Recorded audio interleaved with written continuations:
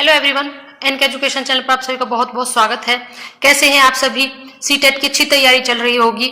आज हम आपको बताएंगे कि सीटेट के बिल्कुल अंतिम टाइम पर आप किस प्रकार से तैयार होके जाएं, किस प्रकार से जो क्वेश्चंस आपको नहीं भी आते हैं उन्हें आप कैसे अटेम्प्ट करें।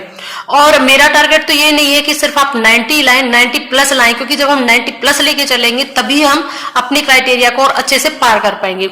तो सबसे पहले हमें अपनी स्ट्रेटजी बनानी होगी और एक जो तुक्का विधि होती है, जितनी तैयारी हमने आपको कराई है वो तो हम करा ही चुके हैं आपको तैयारी, और आपने कर भी ली है, अच्छे से कर ली है। चाहे वो एसएसटी का पोर्शन था, ईवीएस का था, इंग्लिश का था, हिंदी पेडागोजी था या पूरा ही शिक्षा शास्त्र था, आपने अच्छी से तैयारी की है। उसके साथ साथ हमारे बहुत से स्टूडेंट्स ऐसे भी होते हैं कि जिनके कमेंट्स आते हैं कि मैम कुछ ऐसा भी बता दीजिए जो क्वेश्चंस हमें नहीं आते हैं तो हम उन्हें कैसे अटेम्प्ट करें, ताकि हमारे मन में 1% भी ये डाउट ही ना रहे कि टेस्ट क्लियर होगा या नहीं होगा। सबसे पहले मेरे प्यारे बच्चों, मैं आपको बता दूं कि आपको ये जो परीक्षा है ना वो इस प्रकार से देनी है कि जैसे कि आपकी लास्ट परीक्षा है। क्यों?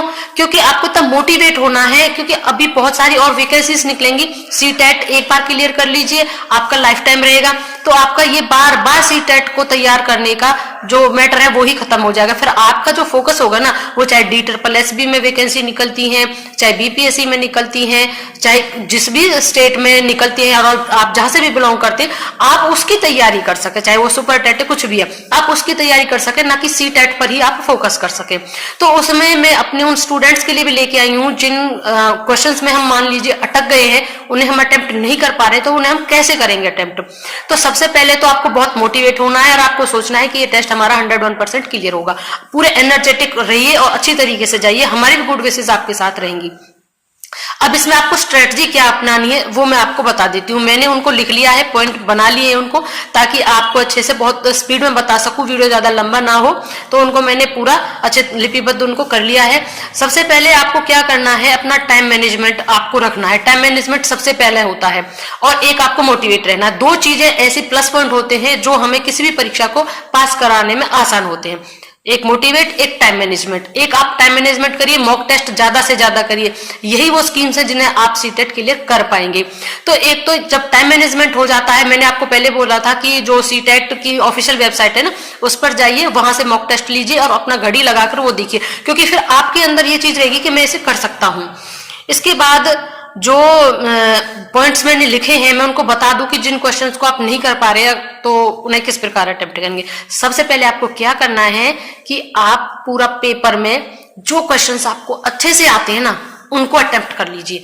उससे क्या होता है, एक साइकोलॉजिकल इफेक्ट पड़ता है कि हमको लगता है कि हम इतने क्वेश्चंस हमें आ रहे थे और हमने इजीली अटेम्प्ट कर दिए। तो मान लीजिए आपने 90 क्वेश्चन आपको आते थे, 90 या 100 के बीच में एवरेज लेके चलिए आपको आते थे और आपने उनको कर दिए। अब स्ट्रेटजी रह जाती है कि जो बाकी बचे हैं उनके लिए, ठीक है। तो 90 में ये भी हो सकता है कि 1% एक दो गलत हो, तो इतना ही तो हम नहीं लेके। अब सबसे पहले साइकोलॉजिकल इफेक्ट आपके माइंड पर ये आ गया कि मुझे इतने क्वेश्चंस आते थे, आप थोड़ा रिलैक्स हो जाएंगे। उसके बाद आपको स्ट्रेटजी उनकी बनानी है जो क्वेश्चंस आपको नहीं आते हैं, ठीक है। ये तुक्का वाली ही स्कीम में बता रही हूँ बच्चों, मैं आपको कोई तुक्का का अलग से कुछ नहीं होता। जो बहुत से तुक्का वाली वीडियोस आपको मिलेंगी जो ये कहेंगे कि ए का सीरीज कर दीजिए, बी का सीरीज कर लीजिए, क्योंकि नेगेटिव मार्किंग तो है नहीं पूरा करना। ये बात सही है, नेगेटिव मार्किंग नहीं है, और मैं भी आपसे कहूंगी कि पेपर को छोड़ के नहीं आ रहा है, 150 के 150 ही क्वेश्चन आपको अटेम्प्ट करने। लेकिन ये कोई तुक्का की स्कीम नहीं कि ए या बी या सी किसी एक ऑप्शन को पकड़ लिया और आपने पूरा उसको कर दिया, ऐसा नहीं करना है। तुक्के में भी आपको नॉलेज होना चाहिए, बिना नॉलेज के भी तुक्का नहीं लगता है बच्चों। नॉलेज आपने पढ़ा है तभी आप उसमें तुक्का लगा सकते हैं, वैसा तुक्का नहीं। क्योंकि अब जितने भी मेरे स्टूडेंट्स हैं इतना मुझे पता है वो पढ़े हैं, इसीलिए मैं उनके लिए आज ये तुक्का वाली स्कीम जो मैं बता रही हूँ आपको, ये इसमें एक मैंने बता दिया कि सबसे पहले आपको ये पॉइंट तुक्के में ही आएगा, अलग से कुछ ऐसा नहीं होता है। इसलिए मैं आपको वो सटीक नॉलेज दे रही हूँ जो कि मेरी खुद के ऊपर बेस्ड है, मेरे स्टूडेंट्स के ऊपर बेस्ड है, और मैंने भी जो सीटेट दिए हैं, जो मैंने भी अपने सेल्फ अनुभव किया है, उसी को मैं आपके साथ बता रही हूँ। तो इससे क्या होगा, जब आप पूरा जो क्वेश्चन आपको आते वो अटेम्प्ट कर लिए, उसके बाद अब आपको वो करनी जो आपको नहीं आते। और एक ध्यान और रखना, क्योंकि जो हमें आते हैं उनको जब हम अटेम्प्ट करते हैं तो कई बार हम जो सीरीज होती है गोला भरने की वो गलत हो जाती है, इसलिए इसको बहुत विशेष ध्यान से भरना कि जो क्वेश्चन मान लीजिए 31 आपने अटेम्प्ट किया, 31 का आपने बी ऑप्शन भरा, तो क्या आपकी ओएमआर में 31 में बी ऑप्शन ही भरा हुआ है? कई बार सीरीज गलत होने से भी हम बहुत इंटेलिजेंट होते हुए भी रह जाते हैं, ये बहुत मेन बात है। इसलिए मैंने सोचा, टाइम नहीं था फिर भी इनका मुझे वीडियो बनाना होगा, क्योंकि बिल्कुल एग्जाम आ गया और मैं नहीं चाहती कि एक भी बच्चा हमारा इस बार रहे। तो एक पॉइंट क्लियर हो गया। दूसरा, अब आते हैं कि जब आपने ये कर लिया कि अब बच्चे से रिलेटेड कोई भी चीज अगर पूछी जाती है, बच्चा पढ़ रहा है, आप एक टीचर हैं, आप अपने इमेजिन करके रखिए मैं एक टीचर हूं, तो जब बच्चा पढ़ रहा है ना, या बच्चे से रिलेटेड कोई भी क्वेश्चन आपके पेपर में पूछा गया है और उसमें प्रेरणा या कुछ तुम्हें लग रहा है, तो उसमें जो भी मोटिवेट वाला ऑप्शन होगा, प्रेरित करने वाला ऑप्शन होगा, वही आपको सिलेक्ट करना है। क्योंकि बच्चा हमारी शिक्षा की धुरी है, उसके फेवर वाले ही आंसर्स आपको देने हैं। यानी बच्चे के फेवर के जो भी ऑप्शन आपको मिले वो आंसर आपको देने, 101% आपका ऑप्शन सही होगा। दूसरा, आपको क्या करना है, एक 2-3 पॉइंट क्लियर हो गए। तीसरा करना है आपको, शिक्षक को क्या है, अब बच्चे का तो आ गया, अब शिक्षक का भी आता है। तो शिक्षक को एक तरीके से आपको ऐसे समझना कि वो सर्वे सर्वा है, पूरा शिक्षक एक सर्वे सर्वा है, वो कुछ भी कर सकता है। इसलिए शिक्षक के आराम वाली चीजों का चुनाव आपको नहीं करना है। जिस ऑप्शंस में शिक्षक के रिलेटेड कोई आराम वाली चीजें, सुविधा की चीजें बता रखी है, वो चुनाव बिल्कुल मत करिएगा। क्योंकि इस टीचर को एक सर्वे सर्वा माना गया, वो सब समस्याओं का हल कर सकता है। इस पेडागोजी के आधार पर रखकर आपको क्वेश्चंस का सॉल्व करना है। अब हम अपना 4th पॉइंट देख लेते हैं।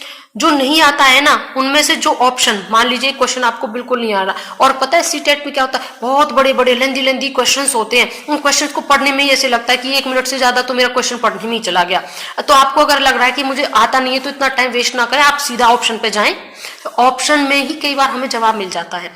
तो ऑप्शंस में क्या करो, अगर ऑप्शंस में कोई ऑप्शन आपको ऐसा लग रहा है ना बहुत लेंदी है, तो मैं आपसे कह रही हूँ 101% वही आंसर होता है। मान लीजिए एक क्वेश्चन नंबर, मतलब option number A, B, C, D, तो मान लीजिए जो ऑप्शन नंबर C है ना, और C बहुत लेंथी लिखा हुआ है, यानी उसमें एक्सप्लेनेशन में 3 या 4 लाइन लिखी हुई हैं ऑप्शन C में, तो समझ लीजिए वही आंसर है आपका। तो जो सबसे ज्यादा लाइन वाला आंसर ऑप्शन आपको लग रहा है, तो वह आंसर होने के पूरे चांसेस होते हैं। एक है पेडागोजी। जब आप सॉल्व करो तो पेडागोजी को सॉल्व करने का एक मूल मंत्र और सबसे बढ़िया तुक्का यही है कि उसमें जो पॉजिटिव चीज हो वही आपको पकड़नी है, नेगेटिव कुछ नहीं पकड़ना है। चाहे बच्चे का हो या किसी का भी हो, उसमें आपको पॉजिटिव ही चीज पकड़ के चलनी है, उसी का सिलेक्शन करना है, तो वह सही होगा आपका। और एक टैग वर्ड्स है जिसका मैंने पहले भी बताया था, टैग वर्ड्स किस तरीके से आपको करने, किस तरीके से नहीं, उसको मैं अभी एक वीडियो में मैंने पहले भी बताया था, जिसमें दादा भाई नौरोजी के रिगार्डिंग था। तो उसमें जो उन्होंने एक बुक लिखी थी पावर्टी वाली लेकर, तो उसको मैं भी अलग से ही एक्सप्लेन करके आपको बताऊंगी, क्योंकि ऐसे उसको नहीं बता पाएंगे, तो उसको इसी में अटैच कर दूंगी मैं, उसको भी आप देखना। तो इस तरीके से आप उनको जोड़कर सही आंसर तक पहुंच सकते हैं। इस प्रकार से आपको ये सारी स्कीम तैयार कर लेनी है, और बार बार आपको अगर लग रहा है तो 21 तारीख से पहले ये वीडियो जरूर देखकर जाना। और मैं कहती हूँ कि पूरा मोटिवेट होकर जब आप करोगे तो 101% आपका टेस्ट क्लियर होगा। तो मोटिवेट बने रहिएगा, हमारे साथ जुड़े रहिएगा, और अगर चैनल पर पहली बार आए तो सब्सक्राइब करना ना भूलिएगा। अब देख लेते हैं हमारा वो टैग वाला, उस क्वेश्चन से ही हम आंसर को कैसे निकालेंगे, उसको भी आपको अभी देख लेना, इसी वीडियो के साथ मैं उसे अटैच कर दूंगी इसी में।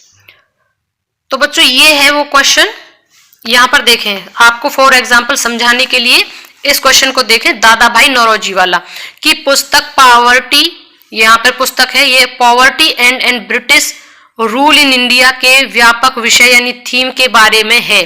तो यहाँ पर ब्रिटिश भारत सरकार के अभिशासन और प्रबंधन संचालन। दूसरा है औपनिवेशिक काल में मुख्यतः बुनकरों को दिए जाने वाले वेतन के भुगतान। तीसरा है भारतीय उपमहाद्वीप में ब्रिटिश शासन के आर्थिक प्रभाव। और चौथा है ईस्ट इंडिया कंपनी के अधिकारियों को दिए जाने वाले वेतन और सुविधाएं। अब इसमें आप देखना